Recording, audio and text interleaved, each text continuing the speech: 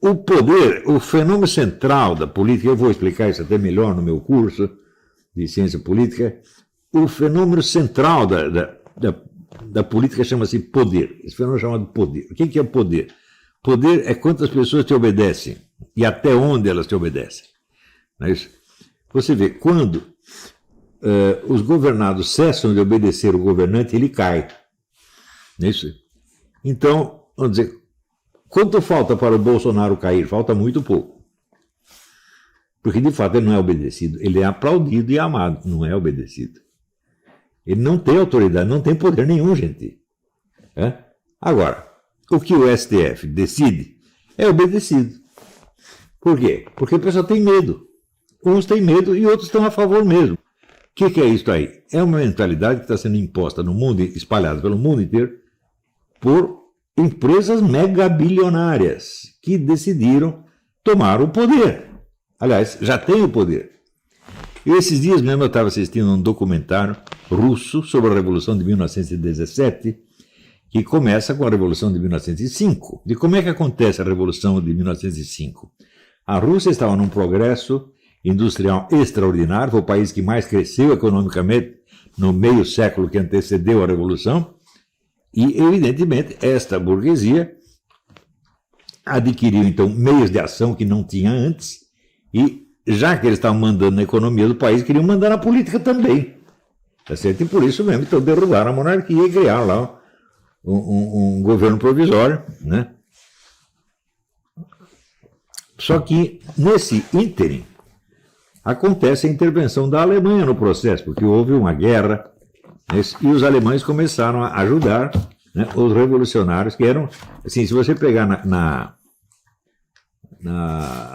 composição do parlamento russo, chamada Duma, a Duma tinha 430 e tantos deputados. Quantos eram revolucionários de esquerda, ou seja, bolcheviques e mencheviques? Soma todos os bolcheviques e mencheviques da Assembleia, davam 10.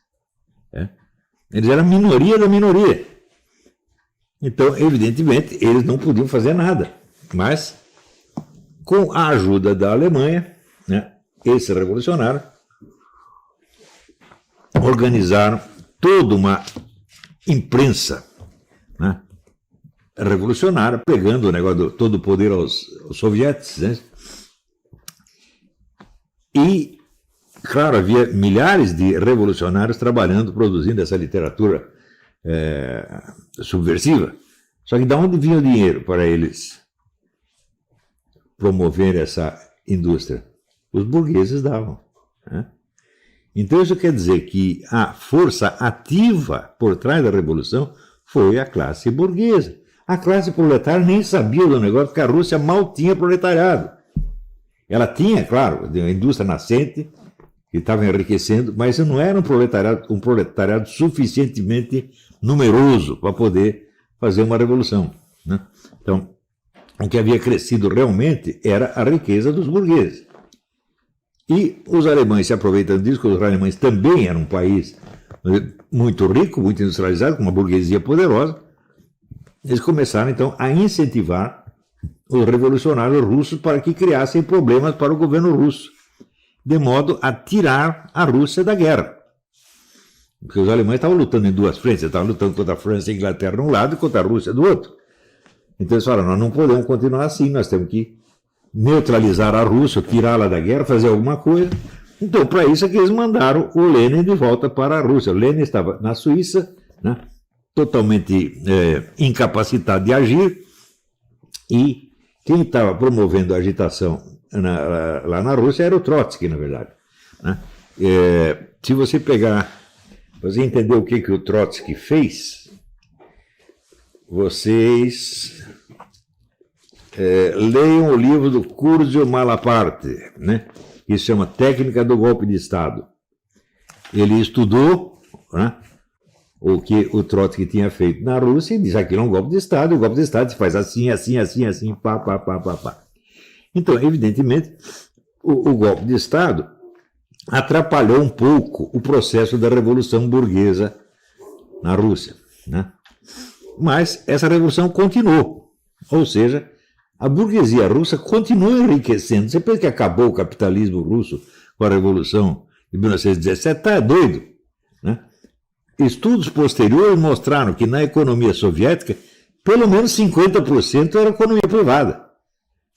Né? Quando acabou o regime soviético, você viu o número de milionários russos que apareceram? Como podia haver milionários russos se a economia era estatal? Simples, a economia não era estatal. A economia soviética continuou capitalista durante todo o reinado soviético. E a burguesia continuou enriquecendo. Era, como é que se diz? Era um capitalismo ilegal, por assim dizer, clandestino, mas clandestino só da boca para fora. Todo mundo sabia que aquilo existia. Não podia declarar. Ninguém podia reconhecer oficialmente que o regime era capitalista, mas que era. Então, você examinar direitinho, você vê qual é a classe revolucionária. É a burguesia, meu Deus do céu. Né? Por quê? A rigor, você só tem 3 classes governantes possíveis. Né? Castas, para dizer a verdade. Não são propriamente classes. Castas são tipos de pessoas. Né? Então, você tem a casta dos intelectuais sacerdotes, que cria, vamos dizer, toda a ideologia dominante, tá certo? E molda a sociedade, molda os valores, princípios, etc., e governa durante um tempo. Mas embaixo dela você tem a casta nobre ou militar, que um dia se cansa de obedecer os sacerdotes e volta contra eles e toma o poder. Quando acontece isso na Europa? Por volta entre 1500 e 1600, quando da formação das monarquias nacionais. Formam essas monarquias nacionais, automaticamente elas formam as suas igrejas nacionais. Ou seja, quebrando a unidade cultural e psicológica da Europa. Você aparece a igreja anglicana, a igreja galicana. Cada monarquia agora tem a sua religião. Na Alemanha, o que é a reforma protestante? É a revolta dos príncipes, dos nobres alemães, contra o domínio da igreja. Então formam-se as igrejas nacionais junto com as monarquias modernas. Tá certo? Então, essas monarquias elas já nascem, evidentemente, condenadas, porque elas nasceram de uma traição. Tá certo? E o apoio popular que elas tiveram foi muito relativo, na verdade. Tá certo? Você vê aqui no conflito que houve na época, por exemplo, entre os católicos e protestantes, militarmente os católicos foram vencedores. Isso aí acabou, então, a expansão protestante acabou logo. Porém, os protestantes tinham descoberto a força de uma arma que os católicos desconheciam, que chama propaganda. Né? Então começaram a imprimir e distribuir livros, inventaram toda aquela história da Inquisição que até hoje o pessoal repete. Né? Os instrumentos de tortura da Inquisição, aquela coisa toda, assim, a Inquisição matou milhões de pessoas, tudo isso é inventado. Né? Existe até, vamos dizer, famosas atas do Congresso organizado pelo João Paulo II, L'Inquisizione, e chamou especialistas, estudiosos do mundo inteiro, de todas as religiões, católico, protestante, judeu, muçulmano, não interessa a religião dele, interessa que é um historiador, gente séria. E basta você ver aquilo, você vê que toda a ideia popular sobre a Inquisição é tudo mentira do começo ao fim. Então, se você pegar a Inquisição Espanhola, que era a mais sangrenta de todas, né, certo?